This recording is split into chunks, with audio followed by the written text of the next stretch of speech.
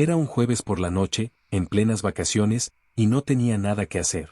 Decidí caminar hasta la casa de Sara, mi primera novia. Tenía 15 años en ese entonces, y vivíamos en un barrio de clase alta, donde las calles eran tranquilas y pacíficas. Sara vivía solo a 2 cuadras de mi casa, así que solía ir a verla casi todas las noches. Aquella noche no era diferente, aunque era un poco más tarde de lo habitual. No tenía toque de queda, así que no le di mayor importancia. Sin embargo, algo cambió mientras caminaba. Comencé a escuchar ruidos a mi alrededor, o más bien, detrás de mí. El primero fue el sonido de un arbusto que se sacudía levemente. Me giré por un instante, sin detenerme, pero no vi nada. Aún así, sentí un escalofrío y aceleré el paso. No podía evitar la sensación de que algo, o alguien, estaba allí, observándome desde las sombras. Avancé hasta la siguiente cuadra cuando, de repente, escuché otro ruido, el crujido de una rama o un palo que se partía bajo algún peso. Esta vez me detuve por completo y me di la vuelta, escudriñando la oscuridad. La calle estaba desierta, y solo se veían los arbustos que delimitaban las propiedades, separando las aceras de los jardines de las casas. Era como una pared verde que bordeaba la calle, pero no había rastro de nadie ni de nada que pudiera explicar aquellos sonidos inquietantes. La sensación de que algo andaba mal me hizo apresurar aún más el paso, acercándome a la recta final que me llevaría a la casa de Sara. Sin embargo, no pasó mucho antes de que otro ruido rompiera el silencio. Esta vez eran pasos, rápidos y ligeros, como si alguien intentara seguirme sin ser visto. Me giré de nuevo, casi sin detenerme, pero no vi a nadie. La calle seguía vacía, y la oscuridad parecía tragarse cualquier explicación lógica. El aire se sentía más pesado, y mi corazón latía con fuerza mientras intentaba mantener la calma y seguir avanzando. La casa de Sara ya estaba a la vista, y un pequeño alivio comenzó a invadirme. La llamé por teléfono, y ella contestó al instante. Le expliqué, con la voz entrecortada, lo asustado que estaba por los ruidos que no dejaban de perseguirme. Mientras hablaba, rodeé los arbustos que bordeaban su entrada y pisé su propiedad. Al mirar hacia arriba, la vi asomada a la ventana de su habitación, en el segundo piso. Me saludó con la mano, aún con el teléfono en la oreja, y yo le correspondí con un gesto rápido. Fue entonces cuando, con una mezcla de curiosidad y preocupación, ella me preguntó, «Oye, ¿quién es ese hombre que está justo detrás de ti?» Al escuchar las palabras de Sara, me giré de golpe. Allí, a apenas 3 metros de mí, había un hombre adulto, agachado y avanzando sigilosamente. El terror me invadió al instante. Grité con todas mis fuerzas y corrí hacia la puerta, golpeándola con desesperación. El hombre me alcanzó, agarrándome con fuerza e intentando someterme con una especie de llave. Sin embargo, por alguna razón, me soltó de repente y huyó a toda velocidad hacia la oscuridad. La puerta se abrió de pronto. Era la madre de Sara, con el rostro lleno de preocupación. Me hizo entrar rápidamente y cerró la puerta de un portazo. Sara corrió hacia mí, mientras yo jadeaba, sin aliento, con el corazón latiendo tan fuerte que parecía que iba a salirse del pecho. Su madre me abrazó, intentando calmarme, y me hizo unas cuantas preguntas para entender lo que había sucedido. Acto seguido, tomó el teléfono y llamó a la policía para alertarle sobre un hombre peligroso que me rodeaba por el vecindario. Por razones obvias, la madre de Sara insistió en que me quedara a pasar la noche en su casa. No hubo discusión al respecto, todos sabíamos que era lo más seguro. Al día siguiente, ella misma se ofreció a llevarme de regreso a mi casa, asegurándose de que llegara sin problemas. Aunque la noche había sido aterradora, me sentí agradecido por su amabilidad y protección en medio de aquella situación tan inquietante.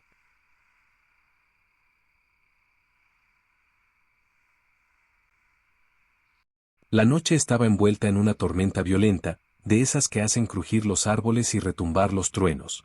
En casa, cada uno estaba en lo suyo, mis padres reían con un programa de comedia en la sala, mi hermana se entretenía con sus videojuegos en el piso de arriba, y yo, en mi habitación, veía televisión.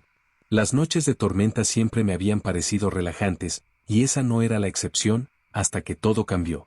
De repente, un golpe ensordecedor resonó en mi ventana. Me levanté de un salto, el corazón acelerado, y me asomé. Afuera, entre la cortina de lluvia que golpeaba el vidrio, distinguí la figura de alguien. La tormenta distorsionaba su rostro, pero no sus acciones. Comenzó a golpear la ventana con desesperación, como si estuviera gritando por ayuda. Dudé un momento, pero finalmente abrí la ventana solo un poco. Sus palabras llegaron entrecortadas: «Ayúdame, estoy herido». El sonido de la lluvia era tan intenso que tuve que gritarle para que fuera al frente de la casa. Sin pensarlo 2 veces, cerré la ventana y salí corriendo hacia la sala. «Papá», le dije, tratando de mantener la calma. «Hay un hombre afuera, parece estar herido y está pidiendo ayuda a gritos». De pronto, golpes fuertes y gritos desesperados resonaron en la puerta principal. Mi papá se acercó para abrirla, pero yo lo detuve rápidamente. «Espera», le dije, con una sensación de inquietud que no podía ignorar. No estaba seguro de si era buena idea dejar entrar a alguien en medio de aquella tormenta. En ese instante, el teléfono comenzó a sonar, y en la pantalla de la televisión apareció el identificador de llamadas. Era nuestro vecino de al lado. Mi papá corrió a contestar, y al escucharlo decir, «No me digas», supe de inmediato que algo andaba muy mal. Colgó el teléfono y, con voz firme, nos ordenó: «Manténganse alejados de la puerta». No dio explicaciones, pero se acercó a la ventana para mirar con cautela hacia el porche delantero. Fue entonces cuando lo vio, un hombre agachado, golpeando la puerta con insistencia y sosteniendo lo que parecía ser una herramienta grande y afilada. Mi papá, sin perder la calma, le gritó a través de la puerta: «Lárgate de aquí antes de que llegue la policía». Acto seguido, tomó el teléfono y llamó a las autoridades.